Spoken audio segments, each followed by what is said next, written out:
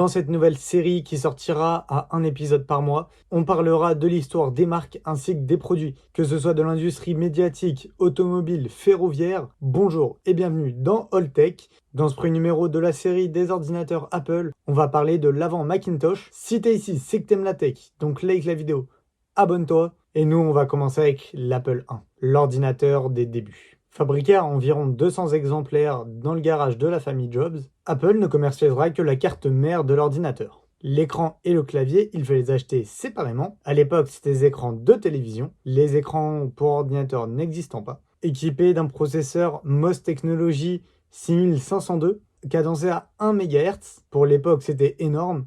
Aujourd'hui, c'est extrêmement lent. Et au niveau de la RAM, on était en dessous du kilo-octet pour vous dire. Au kilo-octet, donc plus de 10 fois moins d'un kilo-octet. Et on pouvait en rajouter 4 en plus pour monter à 8. Donc il n'y avait que dalle.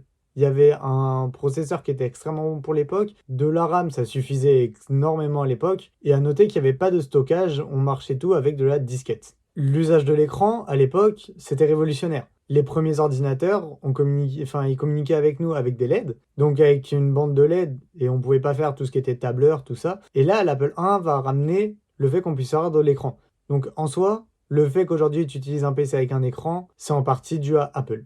Et toutes les marques qui ont participé à cette révolution informatique. Il était vendu au prix de 666,66 $. Aujourd'hui, ça correspondrait à à peu près 2070 €. Aujourd'hui, il reste que 6 exemplaires fonctionnels recensés. Et ces exemplaires fonctionnels peuvent se vendre à plus de 500 000 €. Son arrêt de production en 1967 marque l'arrivée de son successeur, l'Apple II. Il fut présenté juste après l'arrêt de la production de l'Apple I et rencontra très vite un très grand succès. Et il participe même majoritairement à la démocratisation de l'ordinateur personnel. Grâce à cet ordinateur, Apple brasse la première année de sa commercialisation 100 millions d'euros et rentre en bourse quelques mois plus tard. Cette entrée en bourse rendra ses fondateurs multimillionnaires. Il y aura 8 modèles différents d'Apple II, certains plus compacts comme l'Apple IIc ou l'Apple IIc+, certains à coût réduit comme l'Apple IIe et d'autres plus puissants comme l'Apple IIgs.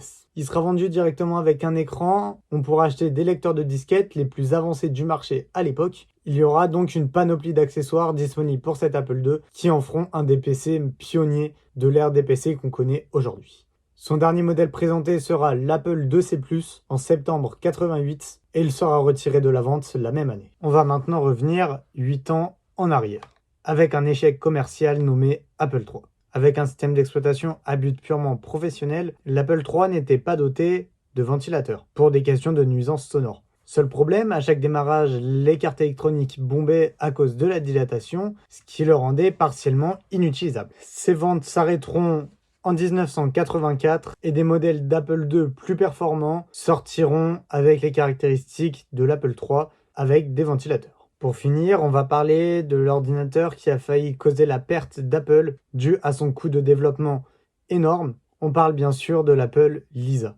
Steve Jobs avouera que ce nom a été choisi pour sa fille. Il fut lancé le 19 janvier 1983 pour un prix de 9 995 $, ce qui représente 24 500 € en 2022. Doté d'un processeur Motorola 68000, boosté par 1 mégaoctet de RAM et d'un disque dur externe de 5 mégaoctets, ce qui était énorme à l'époque, il sera lancé avec le système d'exploitation Lisa OS. Comme je vous le disais, ses coûts de développement ont été exorbitants, plus de 50 millions de dollars juste pour le matériel et plus de 100 millions de dollars pour le système d'exploitation. Car selon Steve Jobs, il devait être parfait, n'avoir aucune imperfection, ce qui a retardé sa sortie et augmenté son coût de développement et ce qui s'est répercuté sur ses prix, ce qui fait que ce produit ne s'est que très peu vendu. Il sera succédé par un Lisa 2 et très peu de temps après la sortie du Macintosh. Merci à tous d'avoir suivi cette vidéo sur l'histoire d'avant les Macintosh. On se retrouve au début du mois de mars pour parler donc de l'ère des Macintosh,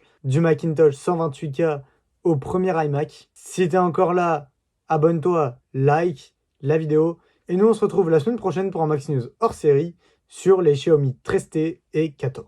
Ciao, bye bye.